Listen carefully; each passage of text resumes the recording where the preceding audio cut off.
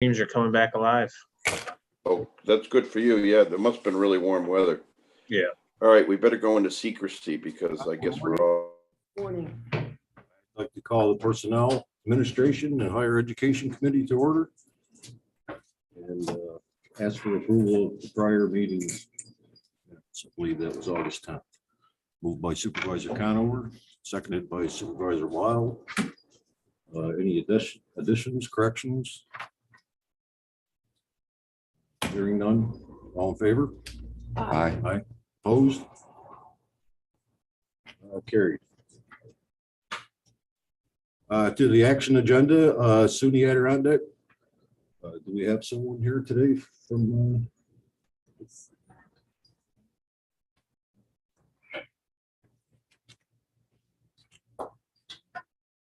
Hi, Eric. Hi, I'm here just in case there's any questions. Okay. We do have a resolution request for support for SUNY Adirondack to purchase a piece of property. I believe it's in your packet. Looks like it's on 12 Haviland Road, town of Queensbury, for $289,900. And section D says zero cost to Warren County. Heard about that. I believe this was approved by their board of trustees on the 25th. Okay. And I'll bring it forward for discussion. Introduced by Supervisor Conover, seconded by Supervisor Frazier. My office did provide the proposed resolution and how it will read in your packet as well. At item 1A. Or possibly the clerk may have done it. I'm not.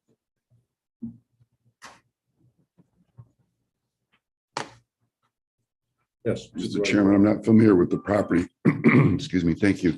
But I'm curious, how big is this property? And I'm wondering where on Haviland? Is it the east side, west side of Haviland? Where the I'm not sure. There's a little white house. It was a chiropractor's office. It's right on almost the corner. It's still in the footprint of the college. If you can picture that. Not far from the Queensbury town offices. Oh, okay. All right. Thank you.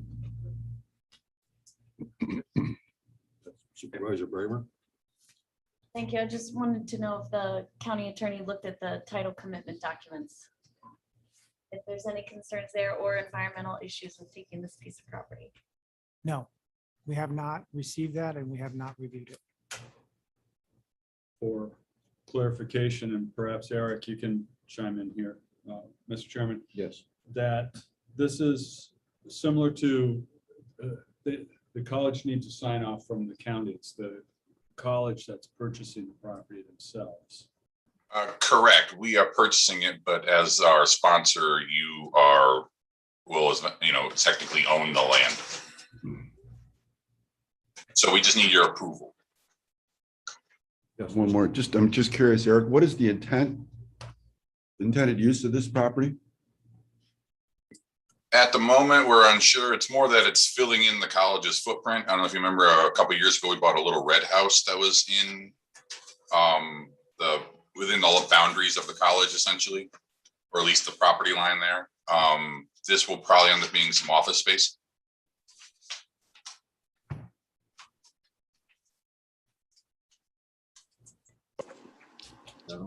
Question?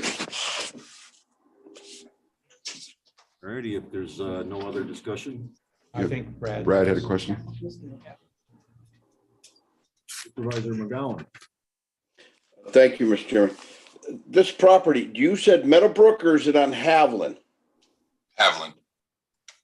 All right, I thought I heard Meadowbrook, but my hearing is a little bad. So it is the one right across from the highway department.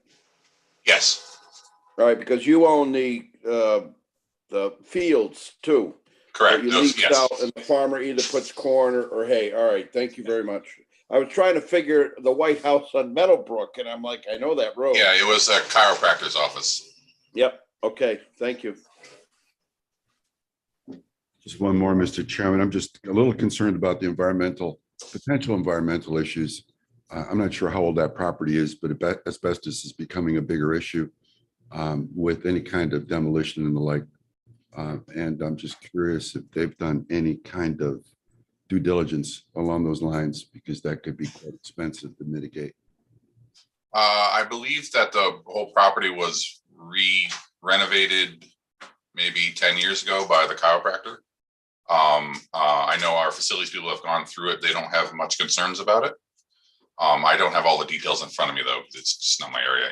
Anne-Marie is on vacation. That's why I'm here.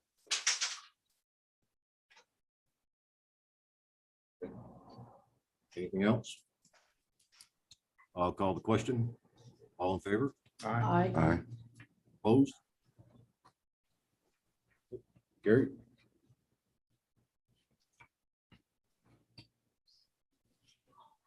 Anything else for us today, Eric?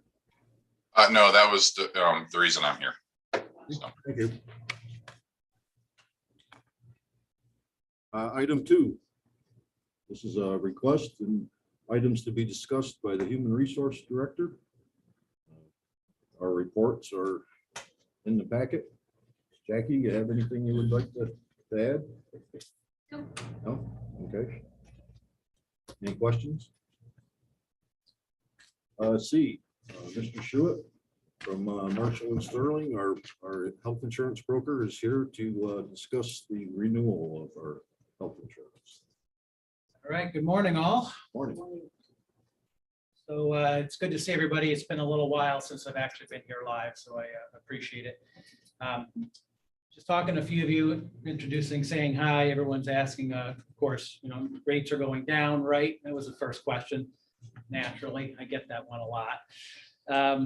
But all said, I'm going to go over, all aspects of it, and it is a pretty good news year, I will say. So first, I want to tell you, though, as far as the purpose of this, really, for me being here at this time on September 1st, you, as a reminder, you have a December 1st open or renewal date for all of your health, dental, vision, all those types of things on December 1st. So with that, we back it up. We need to have open enrollment for your employees in October.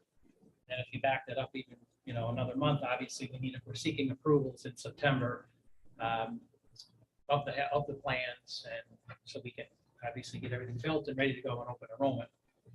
I will just say in a comment, as a reminder, we've been paperless and electronic through an employee navigator program for your employee enrollment for a number of years now. It's working great. The HR team is doing an amazing job and having it go through, so we can usually get 600-700 employees through the system and within a couple of weeks or so. So it's been working wonderfully. So getting to the medical, this year, I'm happy to report we're recommending no change to the employee rates, no increase, 0. That doesn't count anything, of course, in the background. If you have a contractual change for a particular unit or another, that's different. But as far as the actual cost of what we're recommending to the employee changes, no increase or change for the upcoming plan year starting December. Again, just to give you some perspective on that, those of you that run your own insurance for your towns, and actually anybody else who's probably seen the announcements from the Department of Financial Services, the average increase in this region for small employers is somewhere for 2023 is about 11.5% or so. And that's a little bit indicative of what's happening in the market.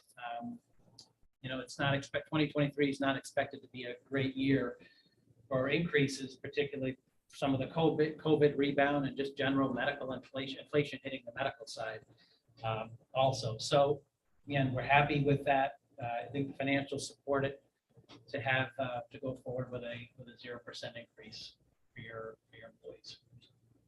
Okay, so I'm going to pause on each section. There's really not a ton of changes here, but I want to just make sure I hold for questions on a few of these things. So anything on the medical side, medical RX, anything that you want to ask at this point? Yes, Supervisor Graham. Thank you, Chairman. You mentioned that the employees' costs are not increasing, which is great. Is there an increased cost to us? We're not budgeting any. there's always, we have to account for some trend in the background. Regular increasing medical inflation essentially, which we do, but the county is properly reserved to be able to handle any increases in that. But overall, to the county, we're not expecting any significant bumps or changes going into the next year. And you're reserved for it regardless.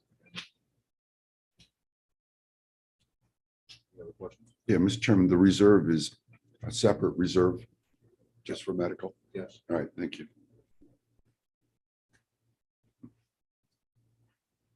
So I will shift over now to your Medicare retirees, the Humana plan. So you have retirees that are pre-65, which are part of what I just talked about.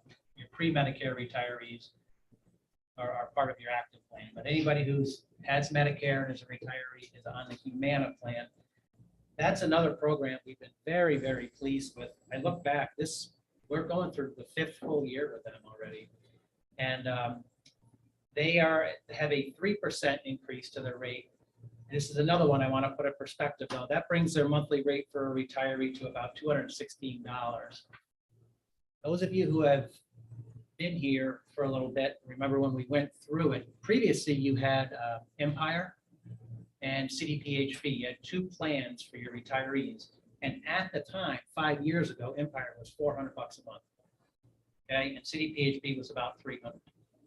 And we were all a little, us included, we were a little cautious, thinking that Humana may have really bought the business and blow up their rates later. Well, that hasn't happened. It's been very, very steady. So, and from all indications for everybody, the retirees are pretty happy with this plan. We have multiple counties on it. So this is another one. I would say you knew this one as is. There's nothing else more competitive, and your people are pretty pleased with it. So I wouldn't monkey with that one at all. So again, I'll pause for questions on that particular plan. Questions on the retirement?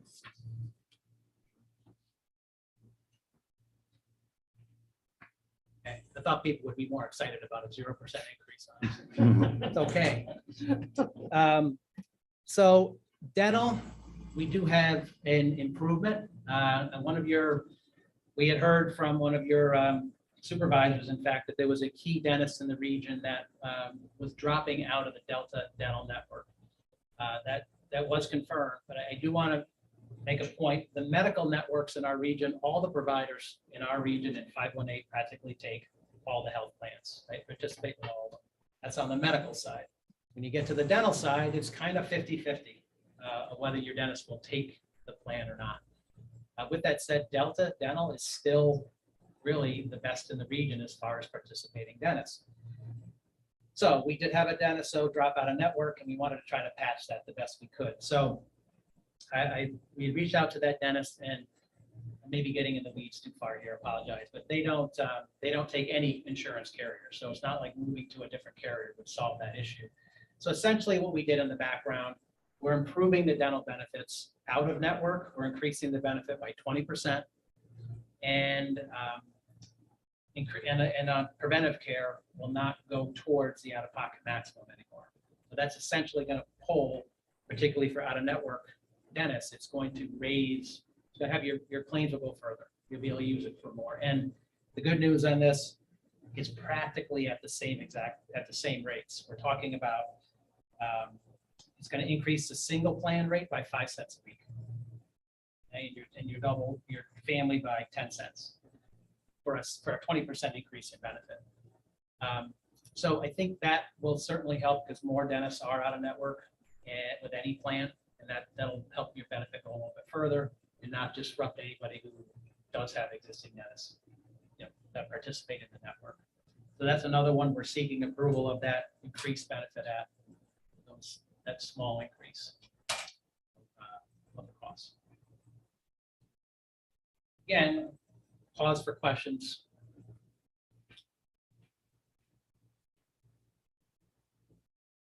Okay. Good. All right.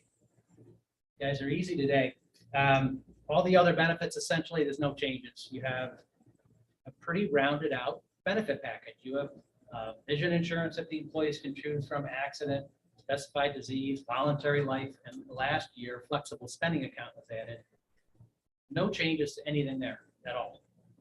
The FSA will bump up a little bit up to the inflation and what is allowed that you can use. But beyond that, there's no changes to any of your benefits. That's just more for awareness to let you know about that. 2023, planning forward, we're going to continue to look at options and ways to mitigate costs. There's a number of areas that we can continue to attack and grow this. And what we've been going towards claim management, which is one reason why your costs have been steady and below average. So again, the takeaway from some of this too, you're at zero, the rest of the world's not. How's that? Okay, good. Any other questions for me? Well, you were disappointed that people aren't more excited. We're excited. Yes. Thank you. Yes. I do have a question as to, I was glad that we got the FSA in last year. Are you getting any feedback on that? And otherwise in the rest of the program, are people happy with the electronic and Yes. management benefits? Okay. I may defer to Jackie a little bit on the employee navigator side. We've felt it's gone. I think people embrace it and are used to it after a few years. Agreed? Yeah. So you got it to the point, maybe more and more of your people are using, they're not even doing it on a laptop. You can use your phone. No, it's going easy. The FSA, I don't know, in general, what we've heard in this past plan year, you remember Blue Shield of Northeast New York turned into Highmark. So there was some disruption on the pharmacy side because they had a different formula. We heard some noise from that, which is expected. But overall, I would say out of 1,500 or so members, it might have been 1%. Wasn't as much as we thought it might be.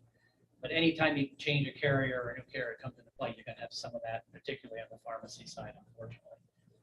But in general, the rest of the FSA seems to be going well.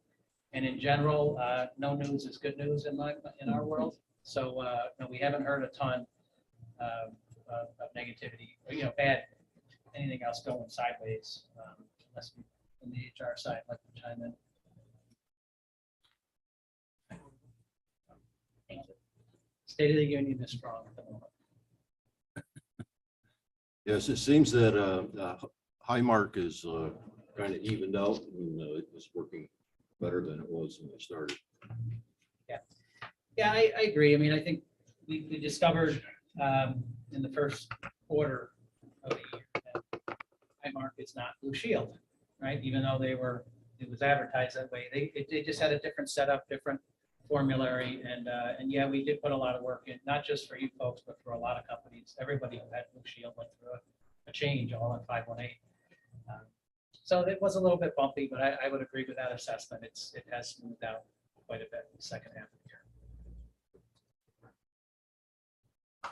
Anything else for us? Oh, that is the end of my report. Thank you. Okay, well, thank you very much. 0% is very good.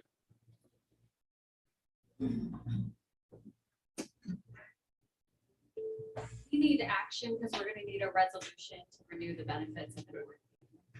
So we need a resolution to adopt these rates. Moved by Supervisor Conover, seconded by Supervisor Weil. Any further discussion, Supervisor Bramer? Usually we have a sheet saying what the rates are, but I guess since everything is completely flat, we just are readopting last year's.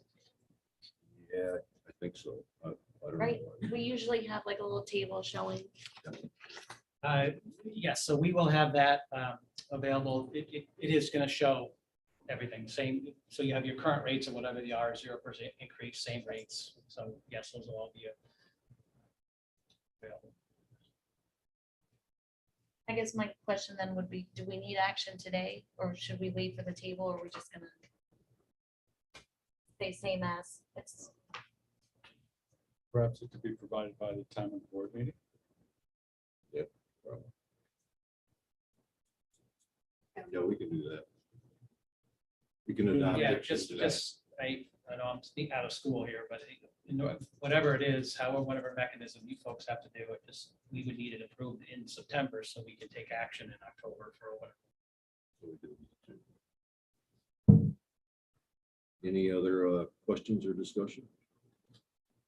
Okay, so we will provide that sheet prior to the board meeting. I'll call the question. All in favor? Opposed? Carried. Okay, thank you all. Have a Thank you. great Labor Day weekend. You too. Yeah.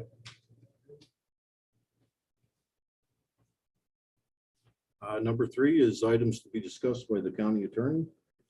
And A is a request for authority to notify AC Power LLC of intent to require pilot payments for the solar energy system plan for River Street. That's in Queensbury, as required by section 487, section 9 of the real property tax law.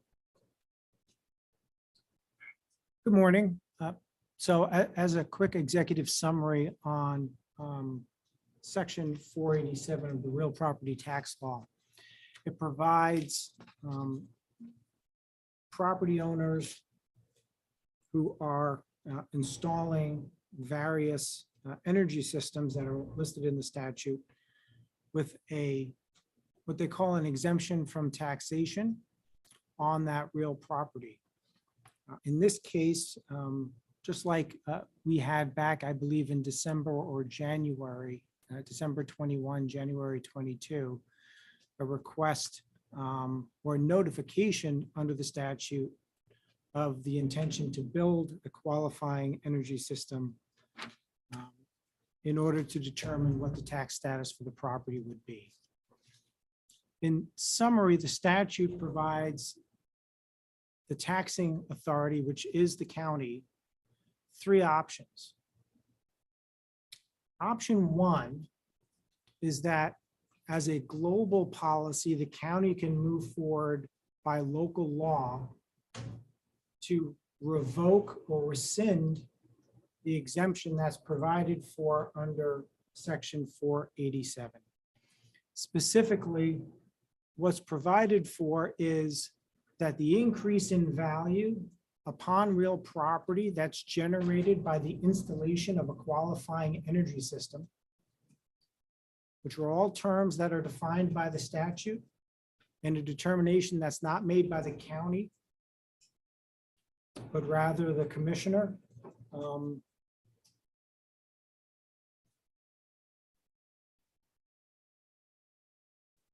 And I'm drawing a blank on which state agency reviews and approves these applications and determines whether they qualify. But the state of New York determines that the project qualifies. The value of that system and the increase in the value of the real property through the installation of the system is exempted from taxation by this statute.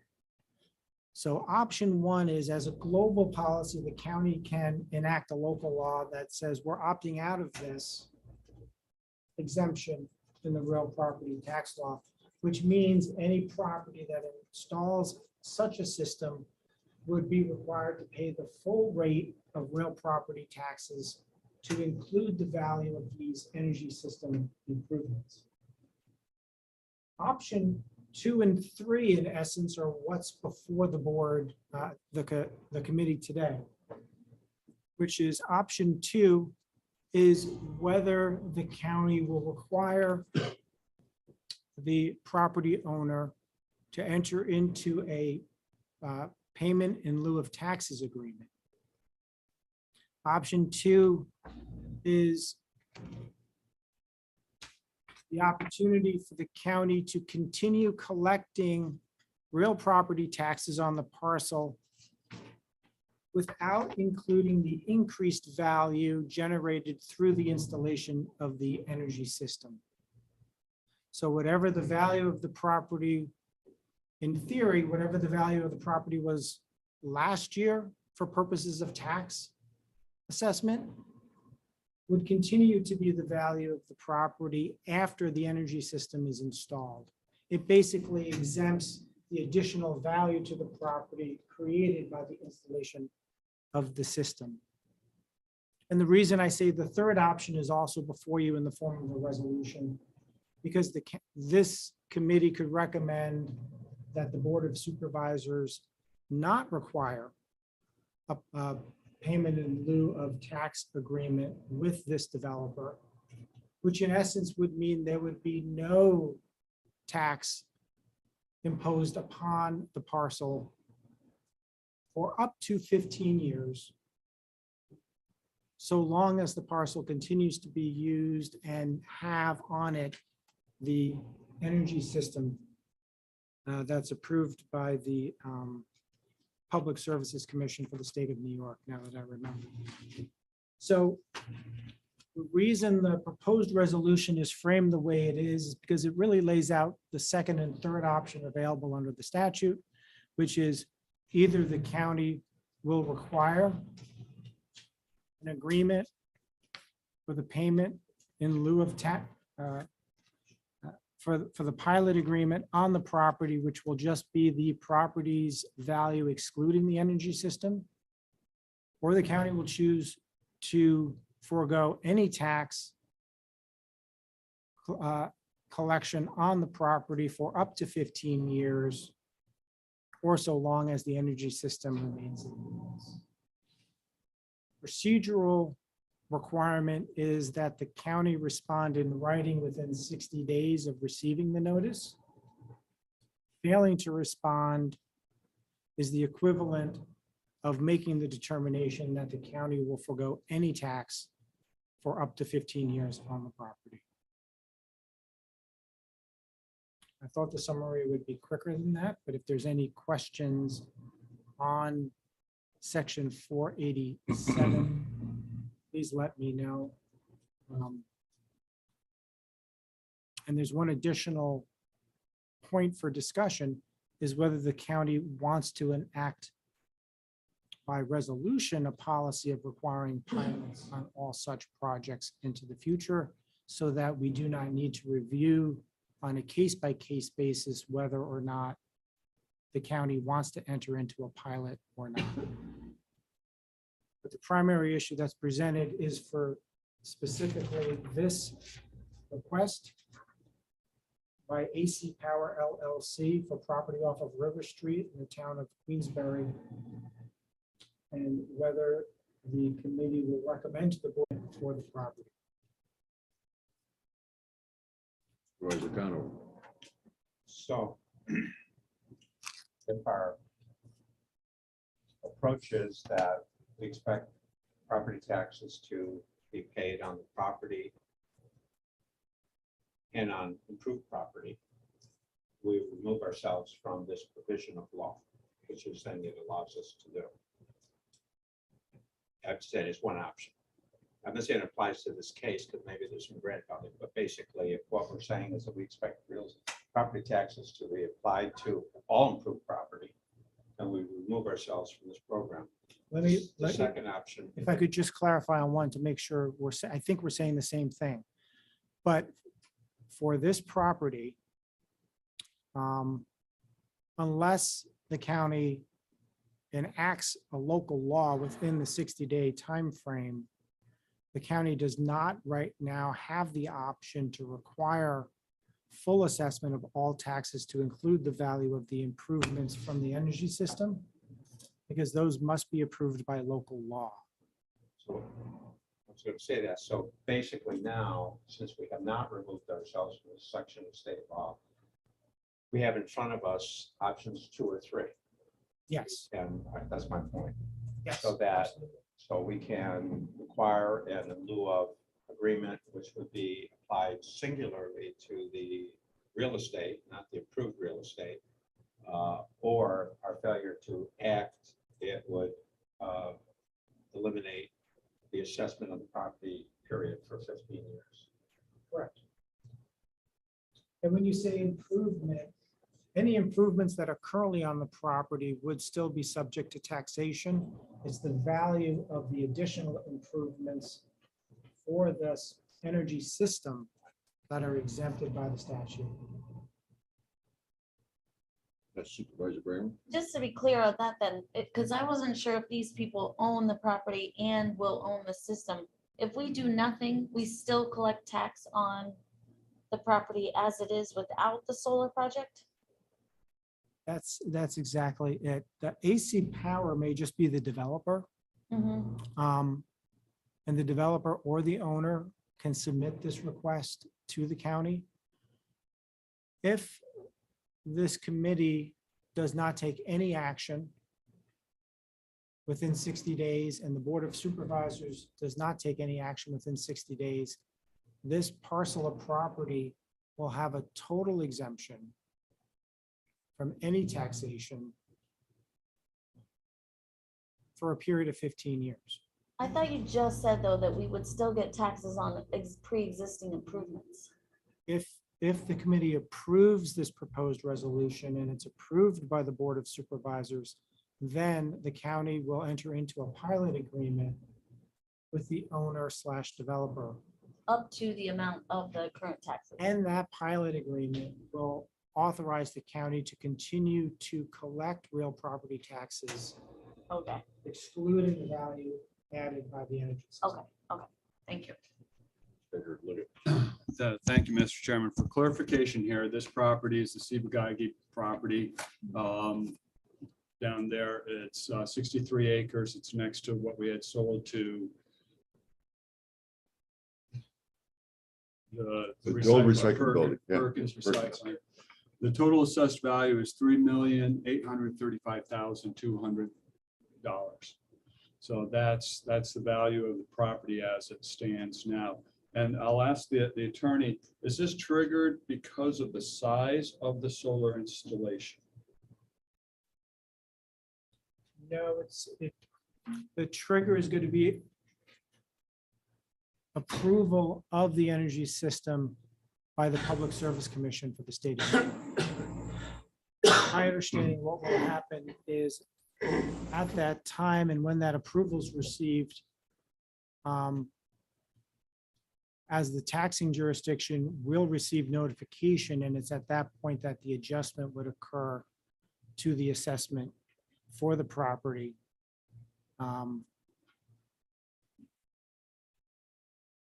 And who negotiates the pilot? Well, my office would handle that in conjunction, I believe, with the director of real property.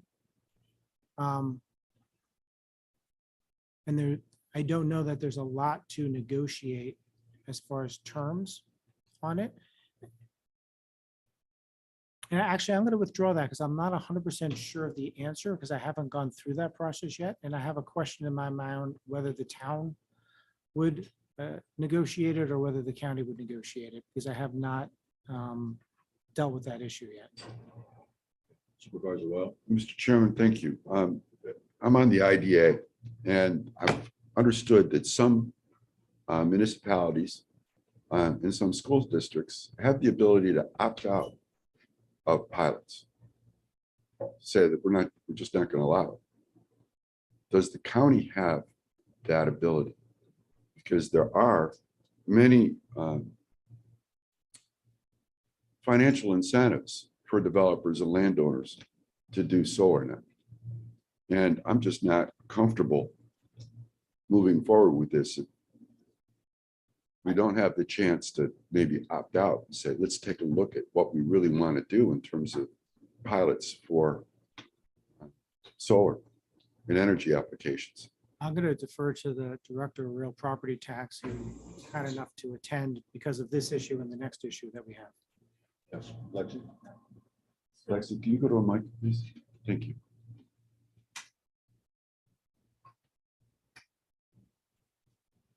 So the county does have that option to opt out. However, we do not have that option at this point for this particular project. They've already applied. So you would have to make the other two decisions as whether we want to go into a pilot agreement with them, which I would highly recommend. I've already spoken with the assessor from the town of Queensbury, and that, according to her, is the route they're going to travel, is to enter into a pilot agreement with them. Currently, their taxes a year and I'm not 100% off the top of my head if this was town and county and school, I think it's just town and county, was 24,000 plus a year. You definitely want to opt into a pilot agreement to gain some funds back to the county, because if you don't, they, like he said, Larry said, they will be exempt for 15 years. So I don't think you really want to go that route, but the opting out, you can definitely do that going forward. Queensberry School did this way back when they first set that option. Queensberry School is like the only one within the county that did opt out. It can be beneficial to the municipalities as well as the county to do the opt out. I know that, okay, it may not draw people in to do solar projects by opting out, but the county also loses tremendously if you stay in, because you're not going to gain anything on what they add to the property, only what is currently on the property For 15 years, right? for 15 years. Yeah, I mean, this is how I hear this. You have property being used for some use, commercial, industrial, whatever. It's on the tax rolls. The property owner wishes to install, I'm just using an example, some solar panels. And so the idea being that if we enter into a pilot arrangement, we continue to collect the taxes, but we don't collect any taxation on what we feel that solar panels represent as an improvement. The idea being that, I assume from a public policy point of view, to promote solar development within the private sector. Now, that part of this I understand, and whether you agree or disagree with that approach, I understand that. No, you're correct. Then it comes to mind, well, now I own a vacant piece of land and I do a solar farm. And now I'm in a position to say, well, I want the taxes on the solar farm to be on what was the agricultural assessment, and I don't want any taxation on the improvements of the solar farm. And so I'm running all different kinds of land uses through my mind now in terms of where I might be supportive in one situation, but I might not be supportive in another situation, depending upon exactly what was happening on that piece of property. Broadly, it seems to me, if we were to opt out of the program entirely, then we would be put in a position where we would have to enter into individual pilot arrangements on every single thing coming down the pipe. Or Not we would true. just tax it as improved property. Correct. We would tax it as improved property. You would opt out, so they would no longer be able to apply for that exemption. So they would pay regular tax. And then if they add that on, then it could be added on through the assessment office. It does, my point is that not in this particular case, it seems to me we're limited to 1 or 2 options. So I mean, we're gonna have to choose. And my feeling is we definitely want a pilot arrangement because we want to continue to receive taxes on the property. But I think it does raise a broader policy question for the county relative to our thinking about this going forward. Maybe it's Look a little further into opting out. yeah, I think just one of our committees that is going to need to work this issue. I think, and get some people in here that maybe have, that can advise us, that have experience with this. I know there is also, just so you all are aware, another company is looking at some land up in Johnsburg to put a solar farm up there. They reached out, but the information that they reached out about was totally the wrong address. And she said she was going to have to reach back out to her real estate division. So that is another one that'll be coming your way. It hasn't yet, so you still have time. One other quick comment though, I don't have anything to do with pilot agreements or putting them together. Just so I can recommend through the IDA Ally Weaver is there, and that's who we deal with. If we have any questions on pilot agreements, we do reach out to her. She's really helpful and great with doing this. So. I mean, they did choose, though, one more thing, they did choose a good site to put a solar project, though, on that old Sebagagi property, because you're not going to be able to do anything else with it. So, but it is a large chunk of land. Supervisor Graham? I just wanted to say on this one, I agree with us entering the pilot so we can continue to get the taxes. I mean, I think you guys know where I would stand otherwise on solar in general as a policy position, that we should be supporting that as a county, but in this situation, I think it's a good spot, like we've heard, and this will give us the flexibility to negotiate alongside the town, because they're definitely going to want to be the lead in that. They have opted out, I believe, as a town. So The town has not, the school district, the Okay, Queensbury the School District did opt out. NYSERDA website has it wrong then. Yeah, because it's just Queensbury Union Free School that So opted we'll have out, to work not. with the school district as well on this one. Supervisor Pound? Yeah, I just, before I cast my vote on this, I just want to be clear about one thing. Assessments change on property. I assume that if we go with the pilot arrangement is specifically singularly going to exclude the solar improvements. And that should the assessment on the balance of the property change going forward, that that will be recognized. In other words, that doesn't freeze the assessment that might be on the property today. Because that assessment to change going forward. It could be a reval, it could be a number of things that could take place. Are you following me, Counselor? I am completely. I'm not in a position to confirm or deny that. 15 years is a very long term. Yeah, it's very long. Do you see my point? I see your point, and I'm not 100% on pilots, but I almost think it will be based on the value that is set at the time of the project, but I'm not 100% on that. All the That's- pilot agreements I've seen, Ron, with the IDA, that base value stays the same. I don't have any problem with the solar. What I'm saying is on the property that exists today before the solar, that valuation can change going No. forward. I'm pretty Not sure for that the could be- project. I think you're right, but I don't think we can answer that today. But I think you're right. I think that either way, we're definitely want to pilot. So I'm prepared to vote for that, but that's, you see where my concern is on I do. pilot would be that, should there be a reval or anything like that going forward, up or down on the valuation that the property owner is going to, if the valuation went down for any reason, property owner would want to receive that benefit, right? And if it goes up, we would want to receive that benefit, or the taxpayers would want to receive that benefit. Yes, Supervisor Wong? Mr. Chairman, thank you. I am, in favor of moving forward with the pilot on this one. My suggestion would be maybe make it 10 years instead of 15. But I am concerned about going forward. And I'm wondering if there's an opportunity for us to put a stake in the ground that says we may opt out, which would stop an influx of developers coming in looking for pilots. I don't know if we can do that or not, but whether we could say we need to evaluate this, everything's on hold, and we'll make a decision in 3 months, 6 months, whatever it might be. Because we need to understand the value of solar, the economic value to solar, not just to the county, but to the residents, because many of the solar have the ability to provide lower rates for residents within the area. Right, so we need to take a look at the economic win gains, losses associated with this, but I don't want to get stuck saying that we've got to do this every time somebody wants to put in solar until we get a chance to look at it. And I'm not sure how we might do that.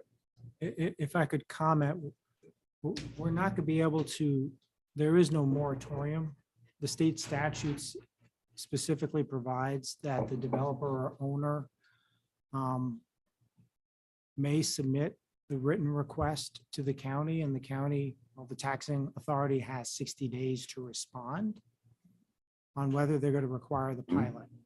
So the county could take 60, 90, 120, 6 months to determine what action they want to take by local law globally regarding this issue. But in that period of time, any notifications that come in, the county will have to respond to within 60 days. And the response will be limited to the option 2 and 3, meaning the county will not be able to opt out of the entire exemption provided by this statute unless and until the local law is enacted that states the county. So just to follow up, if you don't mind, can we opt out and then change our mind in 3 or 6 months and opt back in? I believe so. Yes, you can opt back in.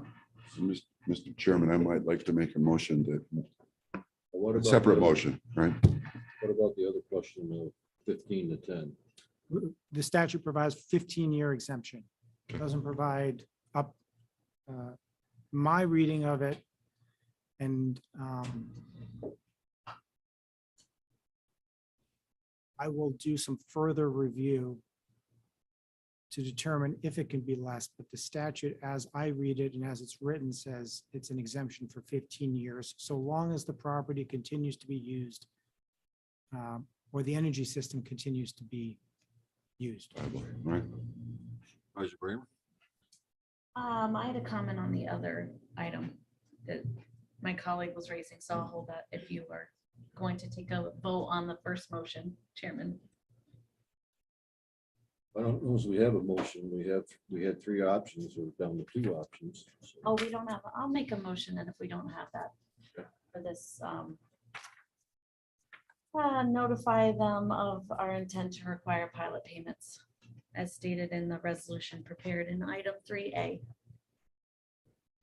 So option 2 will enter into a pilot agreement. Second that. Seconded by Supervisor Wild. Further discussion? Yes. Mr. Conley. Yeah, I'm going to vote for this only because I'm obliged to vote for it, because if I don't, then we don't receive any revenue relative to our tax structure on the property. And so, but I think going forward, I think Mr. Wild, Supervisor Wild, and I know others in the room are thinking, do we believe that the property taxpayers of this county subsidize the development of private solar? That's the question, because they don't pay on improvements. That means that translates to the rest of the other properties. And over time, I don't know what that means over time. And let me just clarify that. What we're saying is that the real estate taxpayers of this county should subsidize. Now, the state of New York and the federal government, of course, they have their incentive programs based on their resources, but those are income tax related, not property tax related. That may make a difference in some people's mind, I don't know. So, I mean, so the policy question is, should the taxpayers, property taxpayers of this county be underwriting the development of private solar? That's the question, isn't it? Mhm. And I'm not sure what the answer to that is in terms of the board, but I do have some concerns now on that question going forward. So I'll second this only because to not second it, we're basically allowing the entire property to opt out of the taxes. Okay, on the question before us, is there any other discussion? I'll call the question. All in favor? Aye. Opposed? Mr. Chairman, may I? Yes. May I make that motion that the county begin the steps to opt out of solar pilot credits until such time we can evaluate the economic impacts of such decision.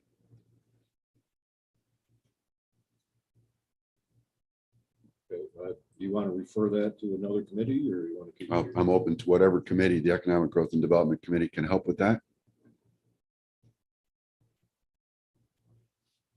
Or real property? No. Yes. Well, thank you, Chairman. I guess, you know, how my colleague from Bolton already framed the question as to whether or not we want to subsidize solar development in the county. I see us as opting, if we were to opt out, it would be basically saying that we are unfriendly to solar projects in the county and kind of shutting the door on them. And I do think it should go to economic growth for consideration, similar to the way that IDA provides tax exemptions all the time in order to either incentivize or de-incentivize certain types of projects being developed in the county.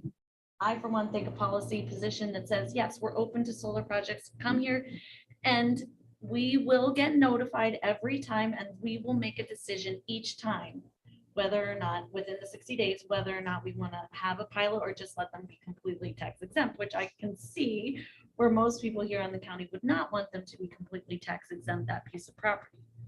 I think though, from a policy standpoint, it should go to economic growth for consideration of that bigger policy question. So we have a motion and a second. I have a question. Can we limit the exemption? I mean, the opting out to just solar projects, or is it all projects? Yeah, well, the statute's limited to energy systems, and there's a long list of different energy systems. I only focused on solar and wind energy systems, which are lumped together. But it's all energy related. Yep, there's Okay. from waste energy systems, micro hydroelectric energy systems, fuel cell electric generating systems, and the list goes on and on. And So if we opt out, it'll be all of those. I would need to confirm on the others because I was only focusing on wind and solar. Yes. Roger. Yeah, I mean, you're right. That's the question. I think you framed it very well. Is that, is there a push me pull me between being unfriendly to solar or friendly to taxpayers? And I think that that's the question. And I think it's a good question.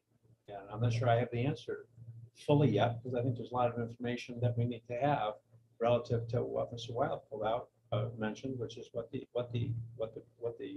actual impact of all of this is, and how we fit into that subsidy structure, and why we fit into, why does this law even exist?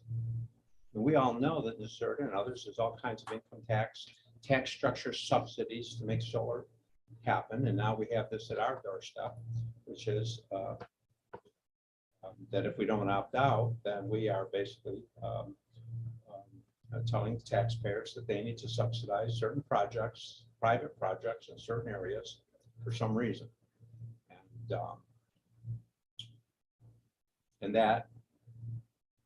that's the question. And I don't know fully the answer to that, but I may be supportive, I may not be supportive, but I think that before I sign on to having the taxpayers subsidize something, I want to be able to explain why they're subsidizing it and why it's important that they subsidize it. I would think that Supervisor Complaints Clause would want an answer to that as well.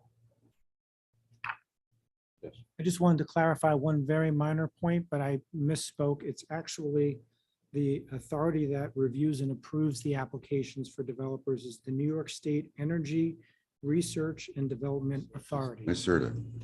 Yeah, NYSERDA is the one that's given all the benefits to. So we have a motion to basically refer the question of opting out of pilots for these projects to EDC. Any other discussion on that motion?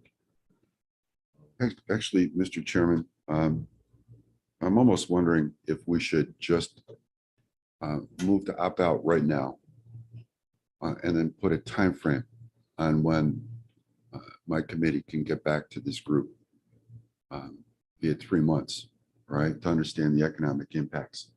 And that way we have this 3-month window where we're saying we don't know. Maybe, Clarification, that requires a local law. It does require a local law, and that's Is to start the local law process right here and now. that's what I'm saying, right? That's what I think we need to stop, or we could have 10, 20 more projects ended up in our lap within that couple month period. And the intent is just to understand, not to block it off, but to understand where we as a county want to go. Supervisor Conover just mentioned. can we, I mean, just a suggestion, maybe we could hold off a month so that more research could be done on this as to the opting in, opting out, and any other research that our county attorney's office might want to do before you go making a final decision like that and opting in quickly and not knowing all the details. And I would like to be able to present to the committee a more complete and specific local law proposal for the committee to consider rather than trying to generate it between today and the board meeting. I'm good with that, Mr. Chairman. Okay, on the motion to refer it to economic development. Call the question, all in favor? Aye. Opposed? Carried.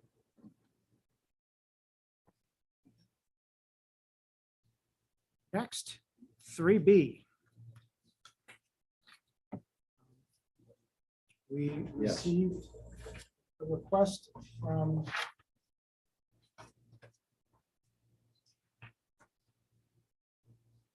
Attorney Lou Rolfe regarding a quitclaim deed which the county issued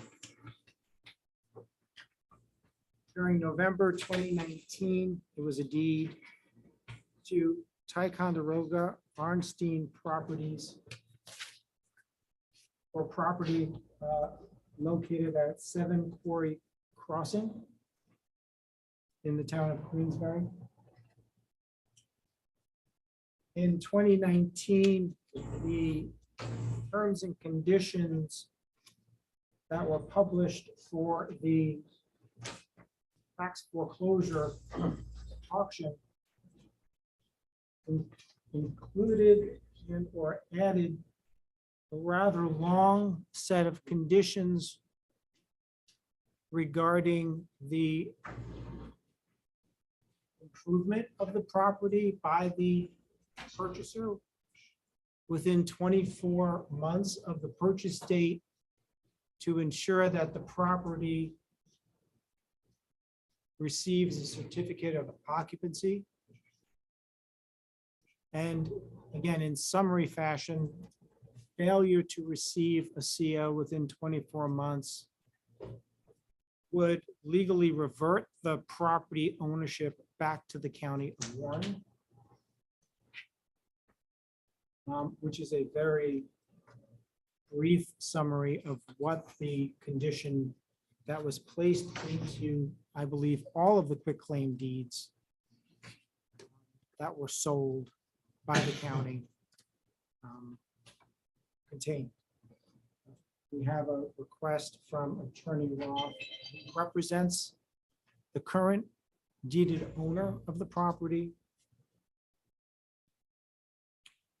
And my brief summary is that the current property owner is unable to close on a potential sale of the property because the title is deemed unsecurable and unmarketable, meaning the county's clauses create,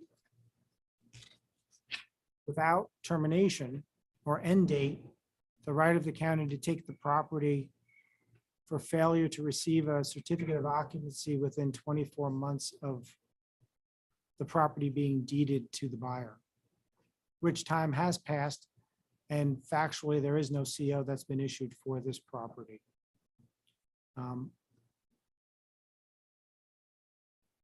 It's my general understanding that the party that seeks to buy the property will be seeking to continue and complete the improvements on the property. Provided to us at the county is a letter from the town of Queensbury Building and Code Enforcement Office and John O'Brien, which basically states that there's currently a building permit that's been issued for the property since January 27, 2021. And in the current condition, it does not constitute a violation of any of the town's zoning code provisions or any of the state property maintenance and building code provisions. So the core issue that we were asked to review is what, if any, action will this committee take to cancel or remove what I'm calling the reverter clause, the right of the county to retake title to property that it sold to a third party for failure to satisfy the condition of obtaining a certificate of occupancy within the 24-month time frame.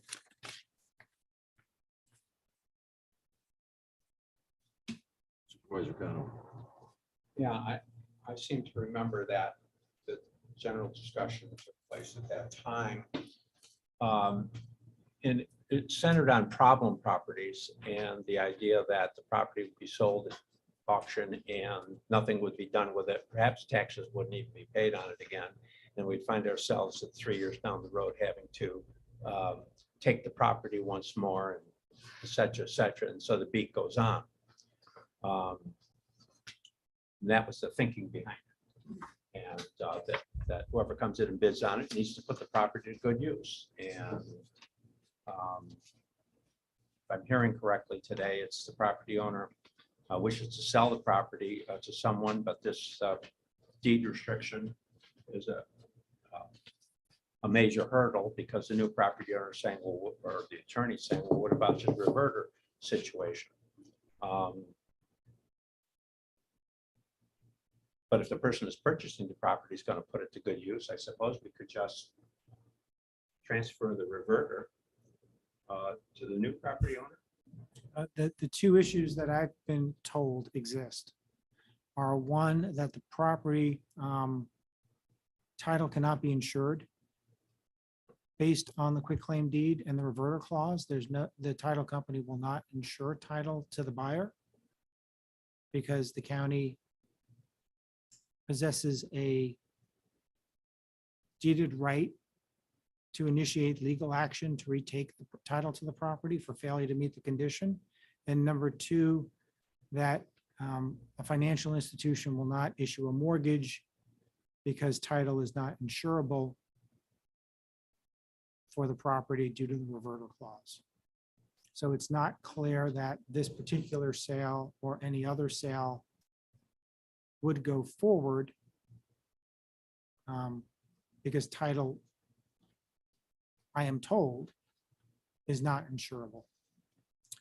Second, this provision was required and it appears included on every single quitclaim deed that the county did to include properties that had no improvements in vacant property.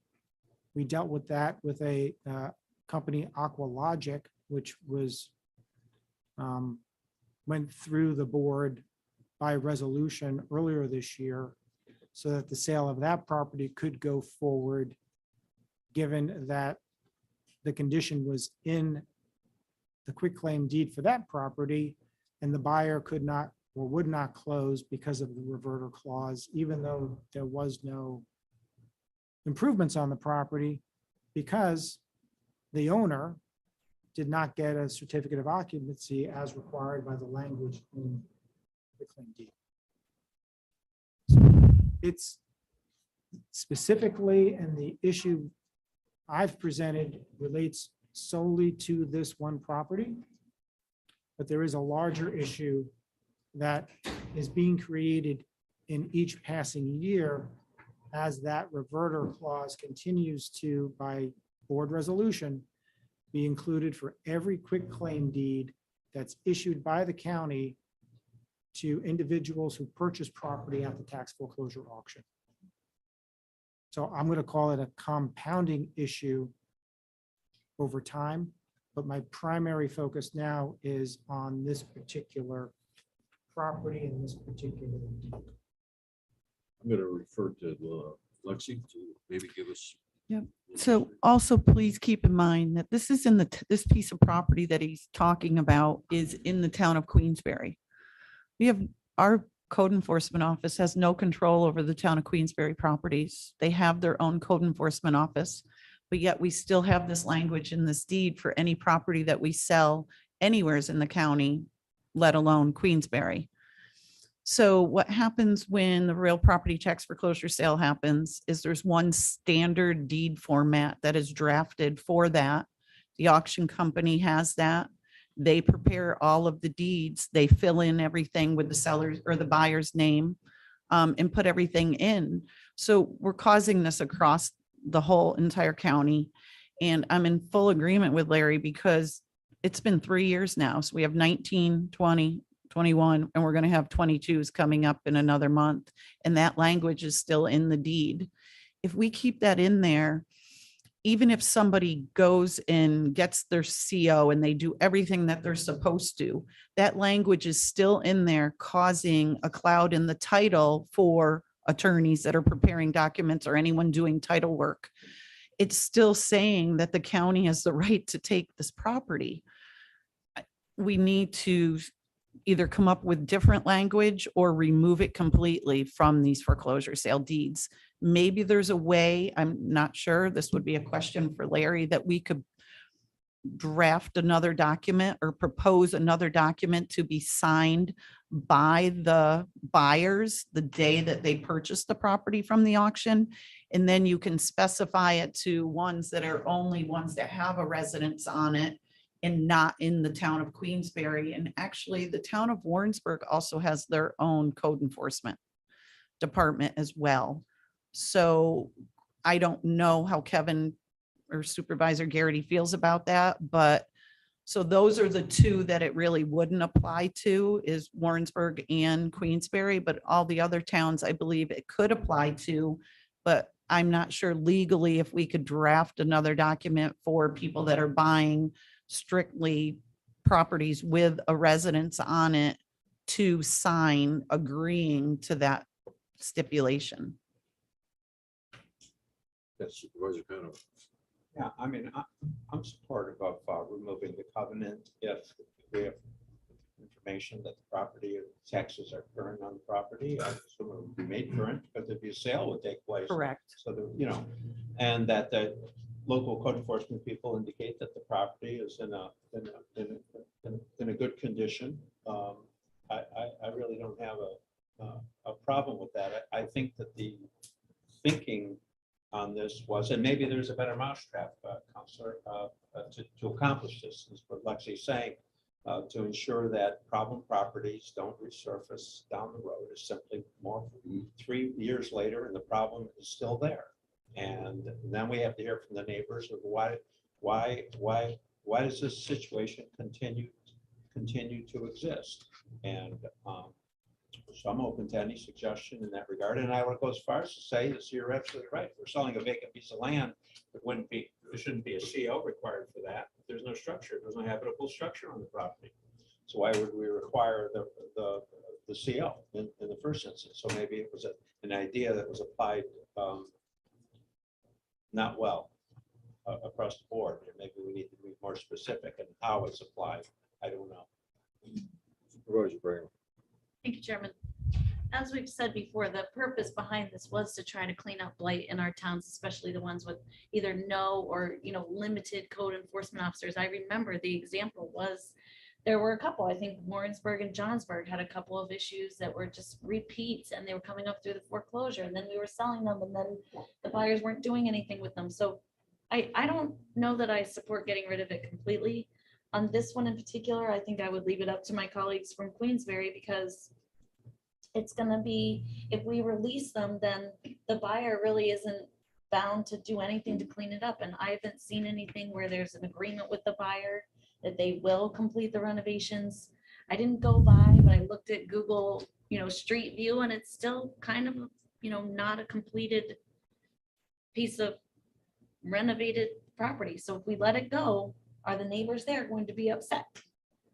That's constituents in Queensberry. Wow. Thank you, Mr. Chairman. Yeah, that's my concern. I recognize that, in 20 and 21, we had COVID. I built my house during that time. It was not an easy time to get things done. At the same time, without this, without some kind of guarantees that this gets completed, I have reservations.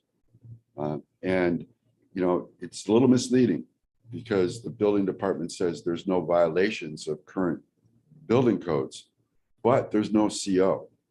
So that certificate occupancy says that there's other things that have to be completed that are part of the building code before you can get a certificate of occupancy. So I'm not sure where to go with this. I'm I'm all in favor of trying to find a way to allow some type of break per se because of the time frame and the pandemic that we went through. But I'm unwilling to not have something, maybe a bond by the buyer or someone to say that this project will be done by a certain time frame. Okay, so I understand what you're saying completely. However, again, I'm going to say we have no control over these properties. It's the town of Queensberry's say. The county cannot put a stipulation like this in a deed because we are not issuing the CO. It's all done through the town of Queensberry. So I don't understand how we can even have this language in a deed for the town of Queensberry, because our county code enforcement has no control over what happens with that property. It's the town of Queensberry. So in this particular case, we should do either a correction deed or some type of release to these people, because again, it's not our control. And Queensberry is clearly stating they do not feel there is any violations currently at the property.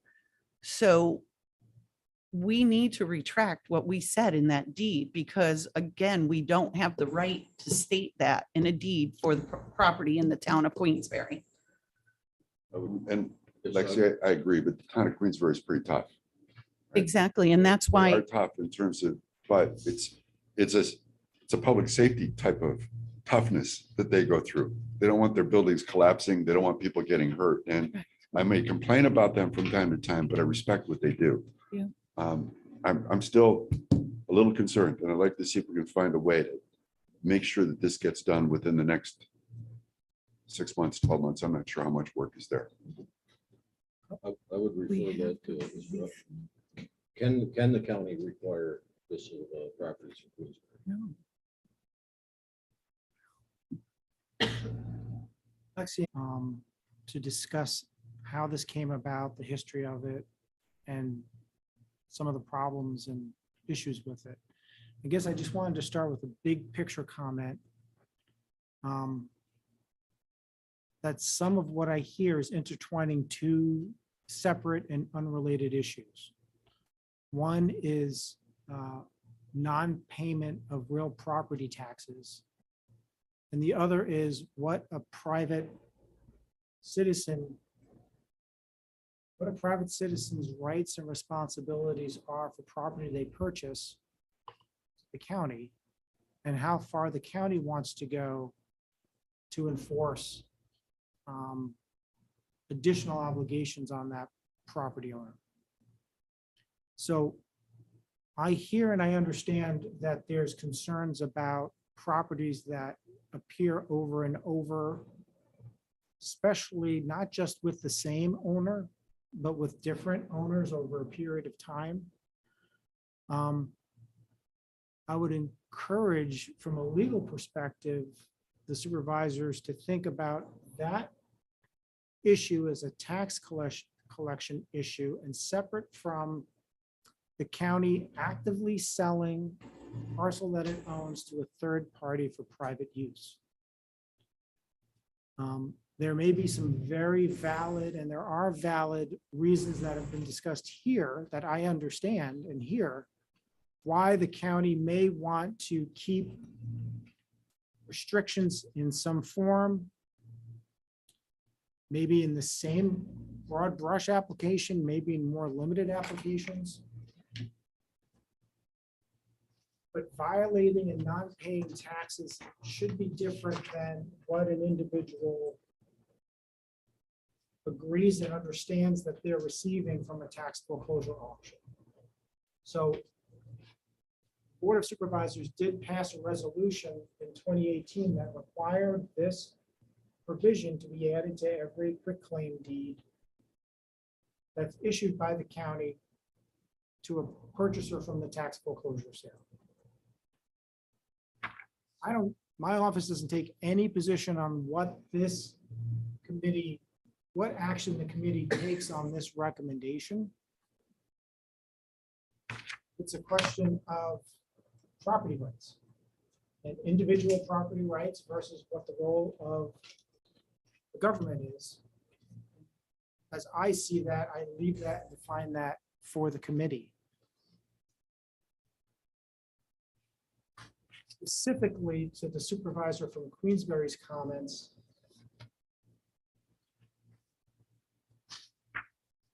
Could we create privity of contract, or does the county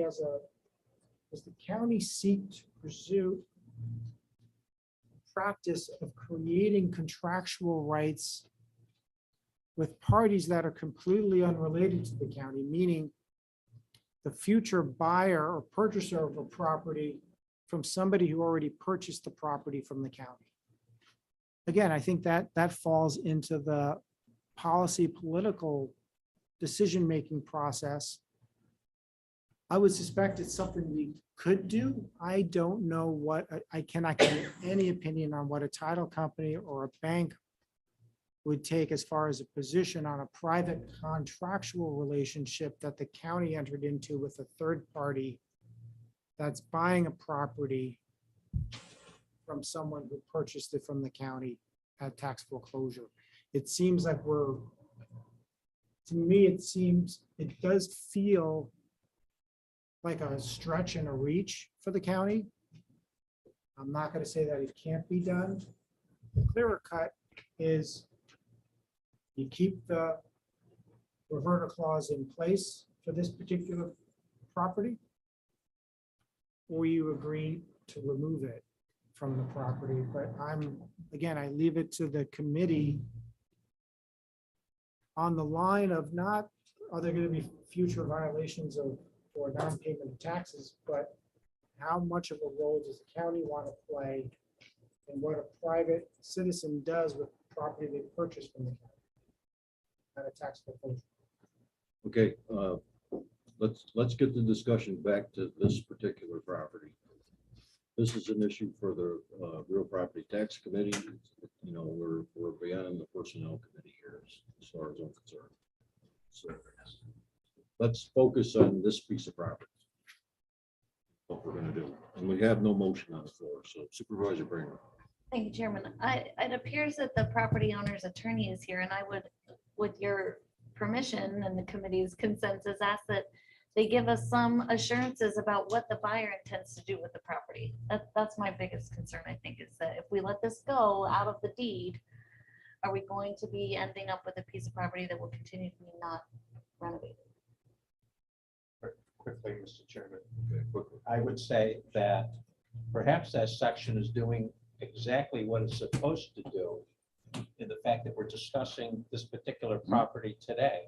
During a tax foreclosure process, we foreclose on the property, it goes to be sold, and we want to make sure it's put to good use. And now we're discussing, hopefully, that the property is going to be put to good use, and perhaps we are willing to remove that covenant. Of course we are, because it's going to be an investment made. It's going to be an improved piece of property. We have the time to deliberate on that and to consider that. Whereas during the tax foreclosure, so what I'm saying is that, and perhaps a vacant piece of property, we would automatically remove it. So it allows for a more deliberative process than just selling it to another slumlord where the cycle with the beat goes on. And if you live in that neighborhood and you've got a boarded up piece of property, and it gets sold at tax auction, and 3 years later it's still boarded up and the grass is still growing and nobody's cutting the grass, you're concerned about that. Of course you are. So perhaps this section is working exactly like it's supposed to work. Attorney Roth, I just want to say that that section. could you step to the Gotta go. podium, whatever you want?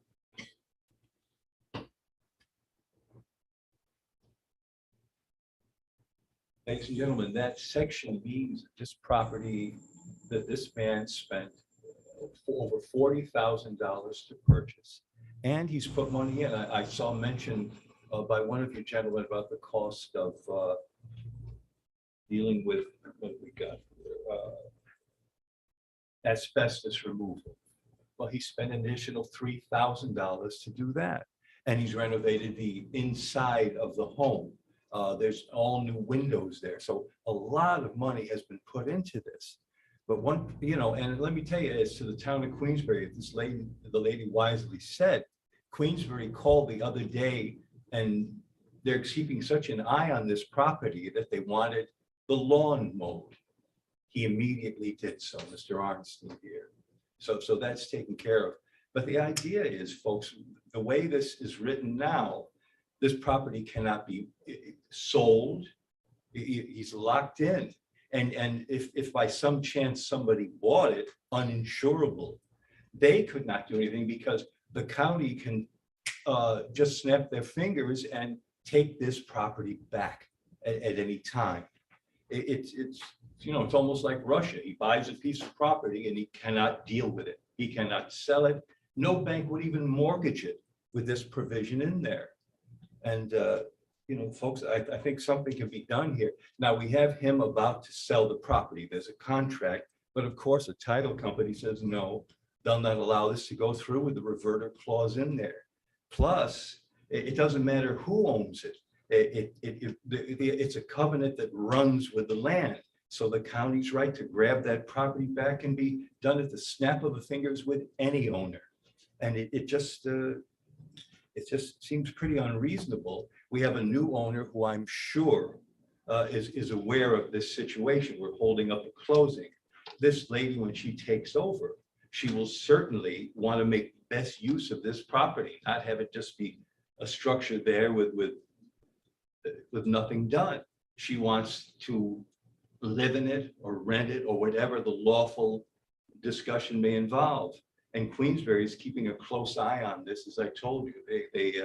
They're very aware of restrictions and and all the environmental and so on that would impact this. So I think really we're keeping this gentleman prisoner and this piece of land prisoner here. And it seems quite unfair and it really discriminates. I think, with the help of your very capable county attorney and the rest of you ladies and gentlemen, you can develop a way where we can convey this.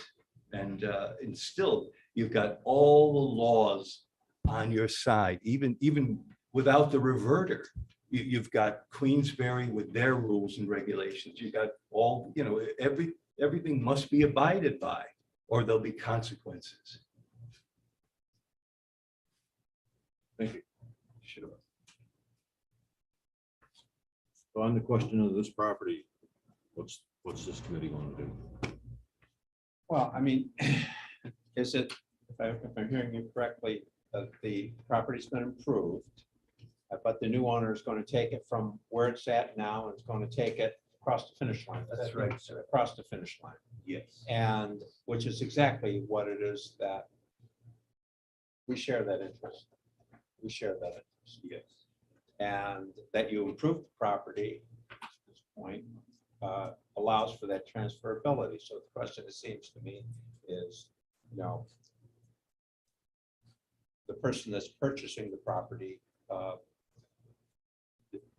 do we have any information from the purchaser as to what their plans are? Anything that we can rely on? If we do, then it would seem to me I'd be supportive of removing the because that's it. It's doing exactly what it is that we want done. It's just not within the time frame, that was originally put there. But all's well that ends well, and so that's what I think we're interested in. Roger Bramer. Thank you. I think, I would have liked to see a little more concrete information about the buyer's plans, but I think one thing that Attorney Roth said was that Queensbury is right on top of this. They're not going to let it sit. So I'd be okay making a motion to move forward with the removal of the clauses. Motion introduced to grant a quick claim deed to this property, a revised one, without the reverter clause. We have a second from Supervisor Conover. Yes, Mr. Wild. Mr. Chairman, I'm wondering if we can leave this reverter clause in and have it expire 12 months after the purchase, if they've got a CO. Can we do something like that? Finance, they can't get title. Right, it's uninsurable right now, sir. The title company won't let it go through with a sale. They're holding it up. I agree with Supervisor Conover. The idea is to get this done.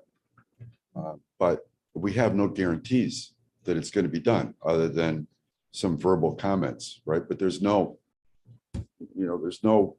weight to these, right? They're unenforceable. I would assume somebody's putting a significant amount of money on the line. I don't know if they would be doing that without plans to. That's an excellent assumption, sir. Okay, I don't need to know.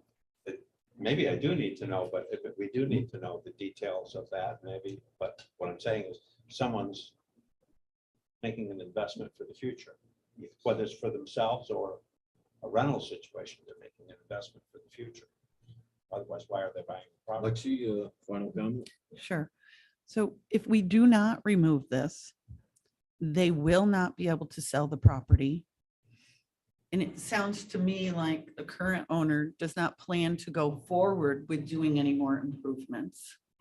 So the county may end up with this property back if we leave it the way it is. If we remove it, they're going to sell it to whoever they have a contract with. And that person, by the sounds of what Attorney Roth is stating, is going to move forward with improving it and either live in it or rent it or sell it. But the improvements will be done at that time. If not, it's sounding like it's going to sit there and it's not going to get finished. And then the county will end up with it back. And that means that our county attorney's office will then have to move forward with a legal proceeding to take this property back from the current buyer if it stays the way it is. One other quick thing possibly for our attorney is if we do remove this and we go forward with this, who's paying the cost to file the deed? Those are concerns that we need to think about because I don't know who has money in their budget to pay to record a deed. If we have to pay those costs, that's another thing, or are we putting that cost onto the current owner? Just wanted to put that out there. My position / recommendation is that the county is not paying to record the deed. If The cost approved, we not would be that provide. Great anyway to record a deed. But it's just language that has to be included in a resolution. Then the current owner will pay the cost of the deed. I'll amend my motion if I need to say that. Thank you. Motion amended. One more comment. Mr. Another question, and I'm sorry, but this quick claim deed, was this agreed to by the current buyer? Or was this basically forced upon this person? Every person who purchased property at the county's tax foreclosure auctions since 2018 has had this clause, has been notified of this clause in the terms of sale, and has had this clause present in their quitclaim deed, regardless of what the property's uses or condition is. This property current with his taxes. Are you current with your taxes? Yes, yes, sir. I only say that because we took the property because they weren't current with their taxes. That's how we get these properties. The property owner purchased it at tax auction, is current with their taxes, and made improvements to the property, wants to sell it to somebody that hopefully is going to take it across the finish line. I think it's a good story. I mean, I think it's what we, now, is it 100% guaranteed? I'm not sure what it in life is 100% guaranteed, but I think that we've moved this along and hopefully, you know, we can, we have more information now and I feel better about it actually. Every dime of taxes, sir, is paid to date. I'm going to call the question on this property. All in favor? Aye. Opposed? I'm gonna abstain, but there's so much more I'd like to know about this. One abstention. I guess it'd be my recommendation that this is referred to the Real Property Tax Services Committee. Obviously, there are some questions about how we're setting this up in these deeds. That needs to be resolved, or we're going to be doing this a lot. Chairman, do you mean this one that we just passed or the No, the whole issue. policy? Okay, yeah. Yep.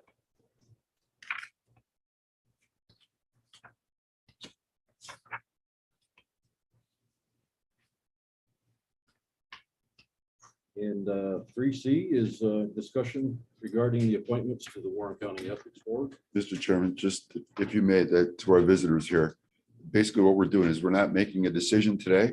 There was a positive decision to move it over to a different committee to determine what's next, right? Approve that. moved the We did subject- approve it? We moved the subject generally to the next committee. Did we approve the You removal of the clause? You abstained. Okay. You guys got what you're looking for. So much. You're welcome. We won't let you down, sir. I'm hoping so. It's your reservation. Please don't worry. Right.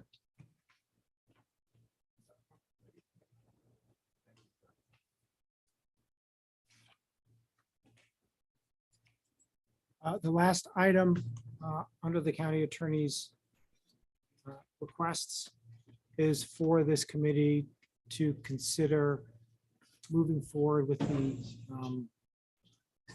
appointment of some members to the Warren County Board of Ethics. My office is designated as the placeholder for complaints and other matters under the Code of Ethics. We do have a number of items that require the attention of a Board of Ethics. And I felt I would be remiss if here on September 1st, I did not bring up the topic or mention the topic so that my office can move those matters to a approved Board of Ethics for further action. There are 3 members, well, there are 4 members of the prior board who have expressed an interest in continuing, 3 of whom could serve as primary members, which would be sufficient to establish a quorum on a 5-member appointed board so that some action could be taken if the county and this committee requires additional time to vet additional applicants. I'm just suggesting, I guess, whether the committee would consider appointing members in 2 steps. Step one would be appointing those who have already expressed an interest in being reappointed so that some work could move forward. And then step 2, filling out the rest of the vacancies, hopefully in the near future. Thank you for letting me make that request. Yes. I thought we had said that the people who wanted to stay on were gonna be allowed to stay on. I mean, that was a big point of discussion. So if we need a motion to make that happen, I'm happy to do that. I don't, And a resolution. And the resolution would be, if the committee would like me to verbally state what it would read, Yeah. that Robert Usi, Ash Anand, Martin DeSloris each be appointed to 3 of the 5 primary member spots for the Board of Ethics, with Robert Usi being the public official appointment to the board. And that as an alternate member to Robert Usi, Diana Palmer be appointed as a public officer alternate appointment to the board, subject to further appointments for the remaining vacancies by the Board of Supervisors. It would be, and I apologize, it would be effective from the date enacted by the Board of Supervisors to complete the term which expires December 31st, 2023.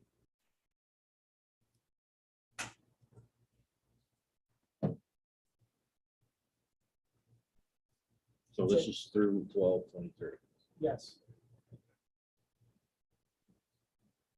and it's Mr. Uzi, Ashnarn, I'm sorry. I think it's the last one. Martin DeSloris, his last name is DeSlauriers.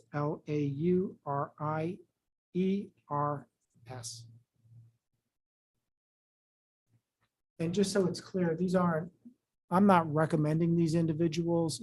I was informed by the prior county administrator that he confirmed with each of these four individuals that they wanted to continue serving, subject to appointment by the board. I'm just putting those names forward as the names that have been there and available since the policy has been, since the local law has been reenacted for the Code of Ethics. And the alternate for the public official is Diana Paul. That's correct. That's your motion? Actually, on reconsideration, I should probably recuse myself out of an abundance of caution. Sorry. Have a motion. Have a motion by Supervisor Frazier. You have a second.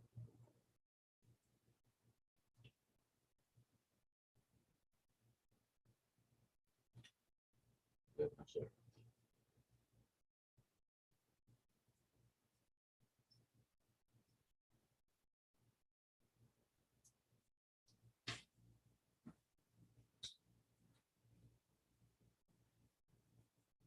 A second.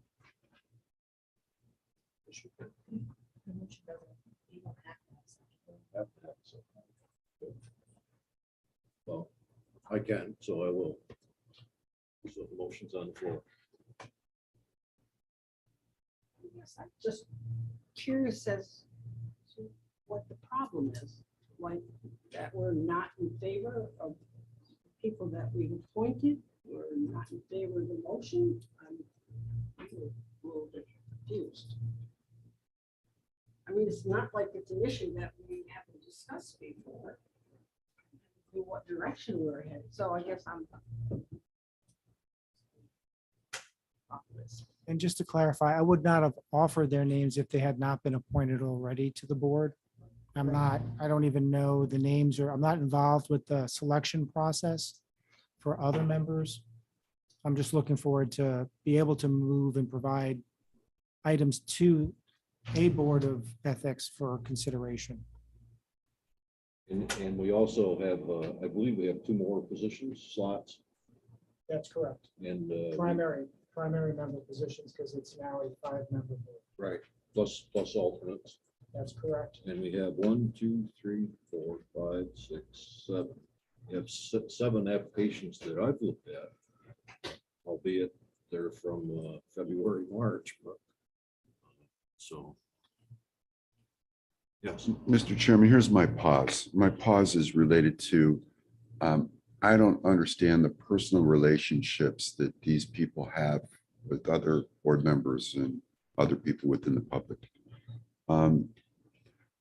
Not that I'm accusing anyone of anything, I just don't know, right? And I think it's very important that the ethics board be totally independent and not have relationships with those they're going to be making decisions on. They do have the ability to recuse themselves and exit the room. But we're not party to those discussions, nor should we be. But I'd like to make sure that it is independent. And I don't know what it is, if it is. And Supervisor Bramer has recused herself, or decided not to vote.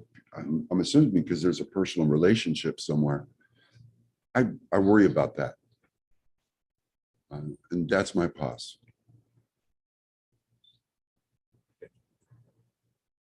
There is a question on the floor. There's no other discussion. I'm going to call the question. In favor of these people, these appointees? Aye. Opposed? Same.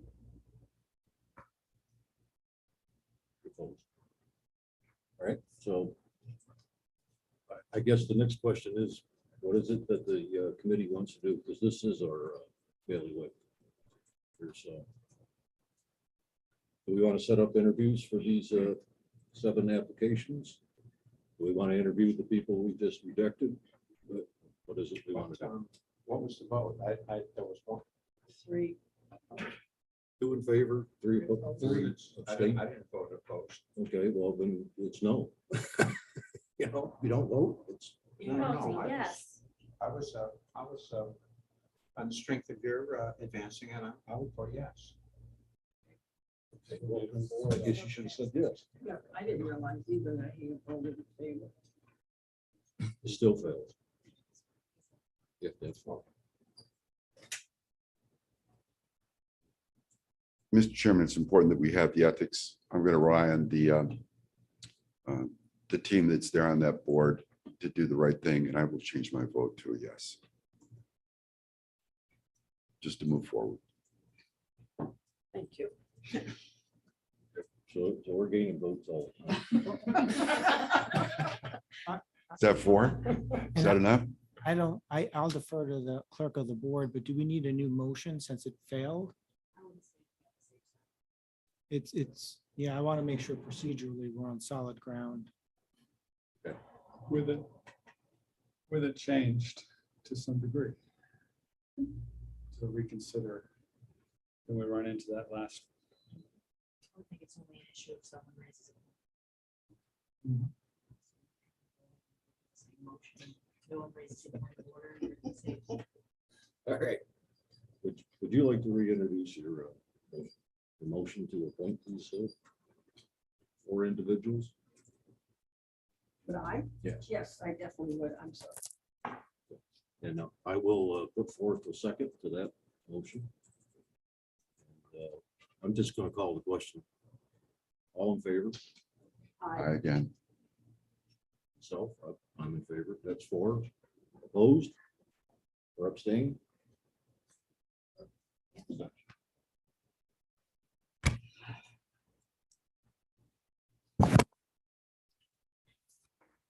And as far as the other two positions and the alternates, we'll ask Jackie with HR to contact people that have shown interest.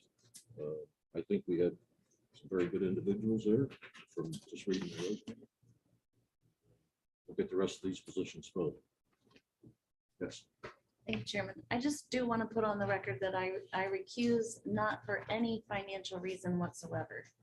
And that also on the Board of Ethics, as you mentioned, if someone does have a problem, they can always recuse themselves. That's why we have alternates. I would hope they would. Thank you. I mean, otherwise, why are you on the Board of Ethics? I think we have very good people on the Board of Ethics, and I look forward to looking at the others. You know, Good point. Yeah, Mr. Chairman, Ms. Figueroa has a comment. yes.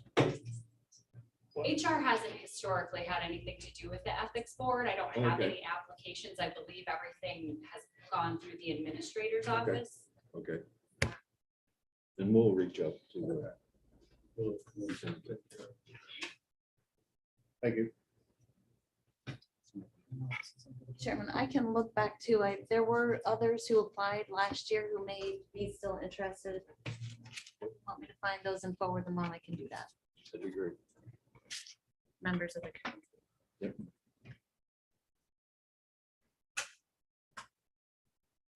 Looks like the administrator's office has that.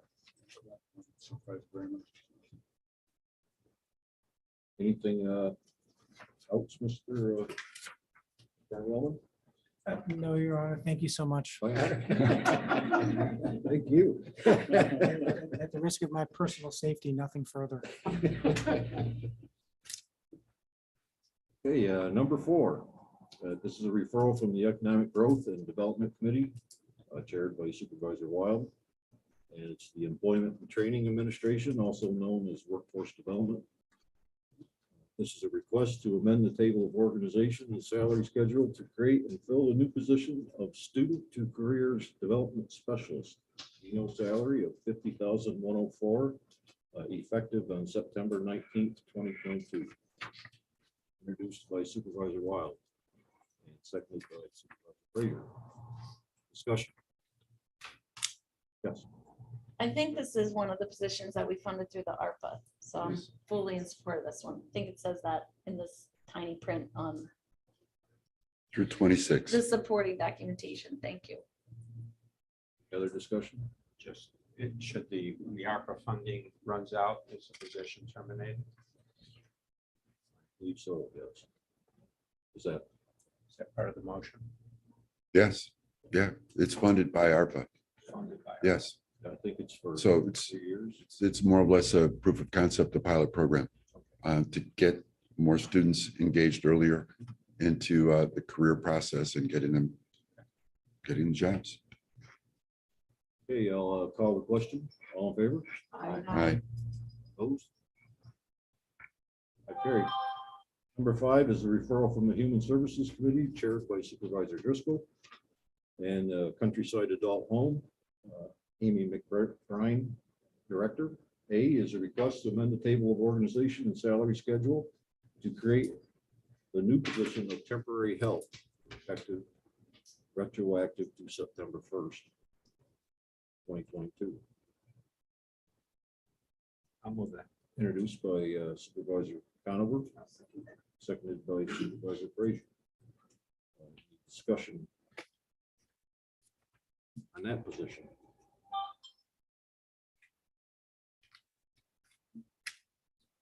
Yes.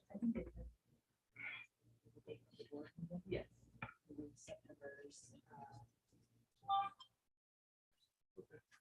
We'll change that to effective September 16th.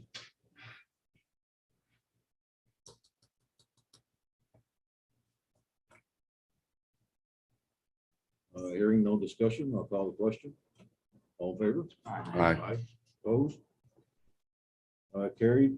B is a request to amend the Warren County policy pertaining to retirees to allow employees that retire from Countryside Adult Home to return in per diem or part-time positions at the step they retired at.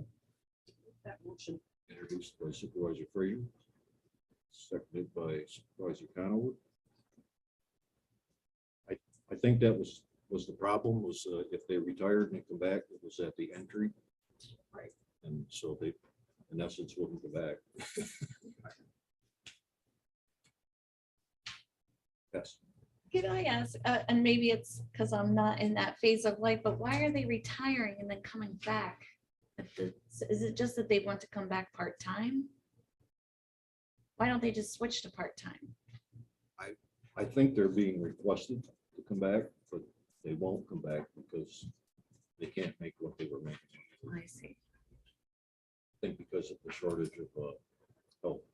It also gives them a little bit, it gives them a little bit more flexibility as far as not being on the books as a part-time employee. And these are people who have done the job, they've worked up there, and other departments here at the county utilize either part-time or per diem employees very effectively. And I think that was Amy's thoughts, and it was well thought out and discussed in the committee meeting. Yes.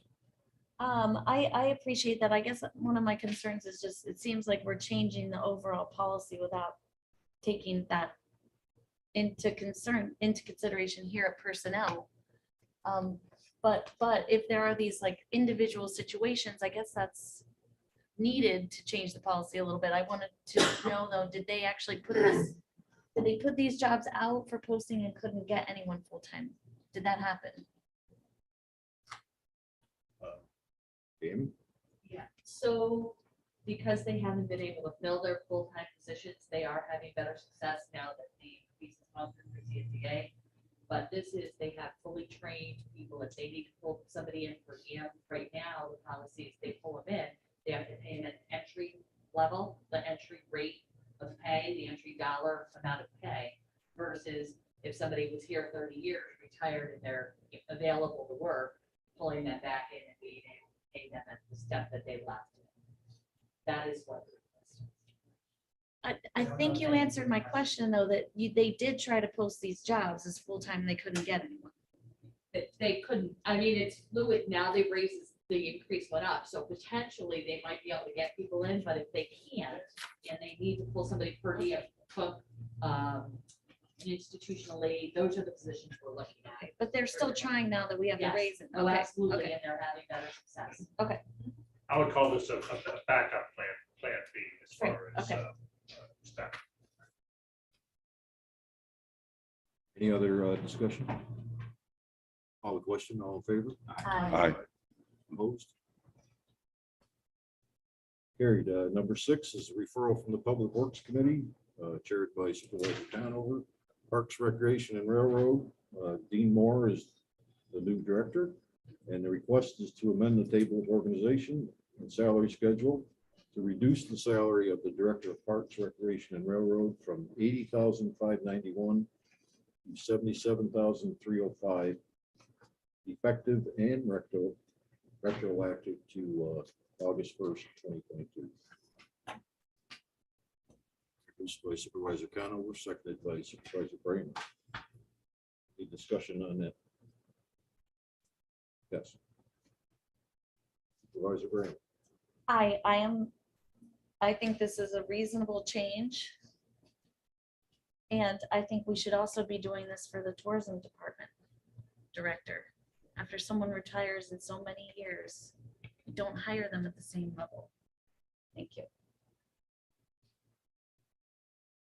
Any other discussion? Call the question. All in favor? Aye. Opposed? Carried. Number 7 is an item to be discussed by the county administrator, Mr. Leggett. Half of the probation department is request to amend the table of organization salary schedule to increase the salary of the administrative secretary in the probation department from $48,366 to $54,086, retroactive and effective August 1st. Thank you, Mr. Chairman. This is a housekeeping item because of the timing on the employment of the individual and the rate increases that it was not on the schedule that was approved. So this is updating all the numbers correctly. Introduced by Supervisor Conover, seconded by Supervisor Wild. Any discussion? Call the question. All in favor? Aye. Opposed? Carried. Pending items. We have the workplace violence policy. We haven't had any updates yet. Our committee to develop guidelines for department heads. Not done. And human resources and civil service to draft an outline of the process for seeking out hiring candidates. Thank you, Chairman. As I'm sure no one is surprised, I went back and refreshed some of my recollection about the hiring process for a department head we hired last year. And there is a process. There is a table, there is an outline, and we should be provided that so we can look at that, particularly as we're going forward with hiring another important department head position, our county administrator.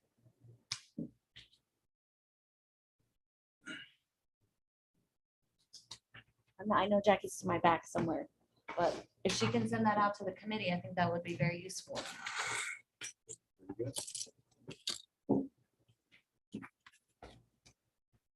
On page 2, section 5 is the positions authorized for filling by the same committee since last meeting. And that brings us to privilege of the floor. Mr. Lehman, any comments from the public? Hi, Chairman Thomas. No, there's nothing on YouTube. I have something. I do as well after Supervisor Hogan, please. Supervisor Hogan.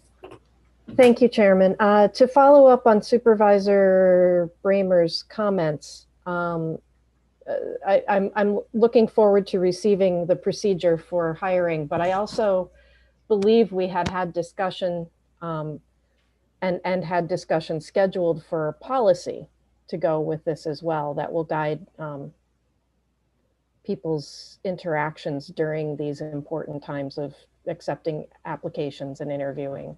And I would like to see this committee take that up again. Thank you. Supervisor Bramer. You need to see what. Oh, sorry. Supervisor Seaver. Thanks, Mr. Chairman. I do have a question. During your debate, and of course, this speaks to the open meeting laws and how I had my hand up for 15 minutes, but I understand I'm not a member of this committee. But I do believe that this goes to why these committee structures are so important and frankly unbalanced. So 2 issues. One with the Board of Ethics. Last year, we had an entire committee formed for this. We, as a full board, put together a committee to do the interviews. And Mr. Wild, I don't know if he already left the room. It looks like he did.